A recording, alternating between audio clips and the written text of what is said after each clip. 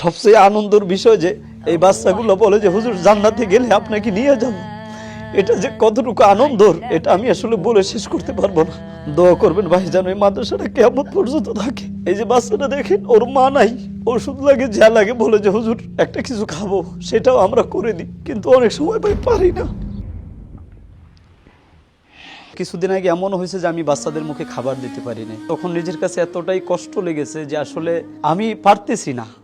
মানুষের সমাজে হয়তো বলবে যে এটা আপনি কেন করছেন, পারতেছেন না, আসলে এটা একার দ্বারা সম্ভব না। আমি এটাকে শুরু করছি, আমি দুনিয়াতে থাকবো না, তো এই প্রতিষ্ঠান যেন কিয়ামত পর্যন্ত থাকে। আসলে অন্ধদের ভিতর অনেক ট্যালেন্টেড আছে যে শুধু চোখে দেখে না। ধরেন আমি চোখটা অফ করে ফেলছি, আমি চোখে দেখি না, বাকি তো আমার ব্রেন ঠিক আছে, আমার হাতও ঠিক আছে। ওদেরকে যদি একটু মূল স্রোতের সাথে লাগিয়ে দেওয়া যায় তাহলে ওরা মূল স্রোতের সাথে চলতে পারবে। অনেক বাচ্চা আছে হাতের কাজ করতে পারে, অনেকে আছে ছোটখাটো ব্যবসা দেয়, শিক্ষার পরে তার শিক্ষার আলো দিয়া সে ছোটখাটো ব্যবসাও দিতে পারে। অনেক আছে হাতের কাজ, বিভিন্ন কারখানাতে আপনার বিভিন্ন যে জিনিস বানায় ওটা শুধু হাতের কাজ, মানে ওটা দেখাই দিলে হয় যে তুমি এটাকে এইভাবে ভাঙবা বা এটাকে এইভাবে করবা, তখন এটা পারে। বা একটার ভিতরে এটা তুমি একটু সুই ঢুকাবা বা একটা এটার ভিতরে এটা ঢুকাবা, এটা ওরা ধরাই দিলে পারে। তো এগুলো যদি ওদেরকে একটু হাতে কলমে শেখানো যায় তাহলে এটা ওদের দ্বারা সম্ভব হবে। আপনি একটা মোবাইল নাম্বার একটা বাচ্চা যদি বলেন তো সে লিখে দিবে, আর একটা বাচ্চা সে শোনাতে পারবে। তো আসলে দেখেন এই বাচ্চাটাও কখনো একটা মোবাইল নাম্বার নিজে লিখে যে সংরক্ষণ করবে সেটাও জানে না, বা ও খাতা কলমে লিখতে পারে না। এখন ওর একটা মোবাইল নাম্বার রাখা জরুরি। তো এই বাচ্চাটা যদি এটা লিখতে পারে, বাচ্চাটা ওই নাম্বারটা সংরক্ষণ করতে পারে যে না এটা আমার কাছে আছে সেফলি। তো এতটুকু শিখলেও তো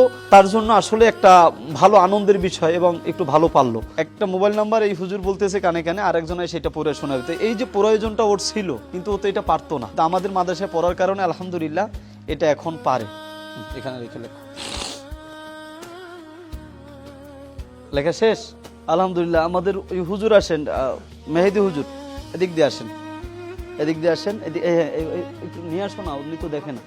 হ্যাঁ, এই যে এটা দেখেন তো কি লেখা আছে, 01953080171। আলহামদুলিল্লাহ আলহামদুলিল্লাহ।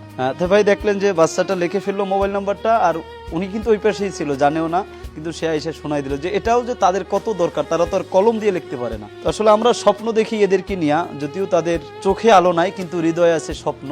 সেই স্বপ্ন দিয়ে যেন এই সমাজটাকে আলোকিত করতে পারে। আসলে আমরা যখন হেফজখানায় লেখাপড়া করতাম, তো আমাদের সাথে কিছু ছাত্র ভাইরা ছিল, তারা দৃষ্টি প্রতিবন্ধী, চোখে দেখতেন না। তো ওদের কষ্টগুলো খুব কাছ থেকে আমার দেখা। ওরা হলো গিয়ে আপনার ওই যে যখন সবকটা পড়তে যাইতো, কাউকে জিজ্ঞাসা করতো ভাই আমাকে একটু পড়িয়ে দাও, তো এইটা কেউ দিতে চাইতো না, কারণ সবাই তখন পড়ার চিন্তা ছিল। তো কষ্টগুলো খুব কাছ থেকে দেখার পরে তো ওই সময় অনুভব করতাম যে আল্লাহ তাআলা যদি কখনো সুযোগ দেয় এই দৃষ্টি প্রতিবন্ধীদের জন্য কিভাবে মাদ্রাসা করা যায়। তো এরপর থেকে আলহামদুলিল্লাহ এই পথ চলা 2012 সাল থেকে। আমি আসলে সৌদি থেকে একটা জামাত আসছিল, তাবলিগ জামাত, তো ওদেরকে ওখান থেকে বেলাইন কিছু লোক দেখছিলাম সৌদির, ওরা এইভাবে বিরল পদ্ধতিতে পড়ে। তো ওটা দেখার পরেই আমার মনের ভিতরে আর কি এরকম একটা আশা জাগছে যে এটা করা যায় কিনা। তো এরপর থেকে আলহামদুলিল্লাহ বিভিন্ন জায়গায় চেষ্টা করলাম যে এটা কিভাবে পদ্ধতিতে কোথায় আছে। তো এরপর থেকে আল্লাহ পেয়েও গেলাম। তো পাওয়ার পর আলহামদুলিল্লাহ এই প্রতিষ্ঠিত আল্লাহ পাক করেছেন। আমাদের এখান থেকে প্রতি বছরই হাফেজ বের হয়। আমাদের এই যে 2026 সালে আগামী জানুয়ারির 5 তারিখ আপনার মাহফিল আছে মাদ্রাসা বার্ষিক, এবছরও 5 জন হাফেজ হয়েছে, তারা পাগড়ি নেবে, দৃষ্টি প্রতিবন্ধী।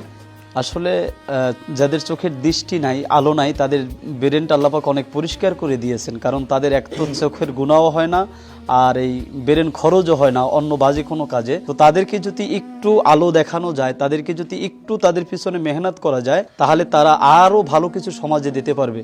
আসলে আমাদের চিন্তা ভাবনা হলো কি যে একটা অন্ধ বাচ্চা, ওর কোনো কাজ নাই, ও বেশিরভাগ ক্ষেত্রে যারা গরিব ফ্যামিলির হয় এবং তাদেরকে দিয়ে একটা ভিক্ষাবৃত্তি করানোর একটা চিন্তা থাকে। তো আমরা ওই গার্ডিয়ানকে বুঝিয়ে বলি যে আপনার বাচ্চাটা তো আসলে শুধু চোখে আলো নাই, কিন্তু সে হৃদয়ের আলো দিয়ে, কোরআনের আলো দিয়ে সমাজকে আলোকিত করতে পারবে। আলহামদুলিল্লাহ অনেক গার্ডিয়ান এই ব্যাপারে জানা শোনার পর আমাদের মাদ্রাসায় দেয়। আমার পড়াশোনা করাতে সুবিধা হয়েছে, আমি এখন কোরআন তেলাওয়াত করতে পারি, জায়গা জায়গায় প্রতিযোগিতা দিতে পারি। এই প্রতিযোগিতার মাধ্যমে আমি অনেক পুরস্কার অর্জন করেছি। এমনকি প্রতিযোগিতার মাধ্যমে আমি আল্লাহ তাআলা ঘরে গেছি, যেই সৌদি আরবে যাওয়ার জন্য কত মানুষের স্বপ্ন। আল্লাহ পাক আমাকে বিনা টাকায়, আমার আব্বা কিন্তু অনেক গরিব, আমরা অনেক গরিব ফ্যামিলি ছেলে আমি, তারপরেও আমি আল্লাহর ঘরে গিয়েছি এই কোরআনের উসিলায়। আল্লাহু আকবার, আল্লাহু আকবার, লা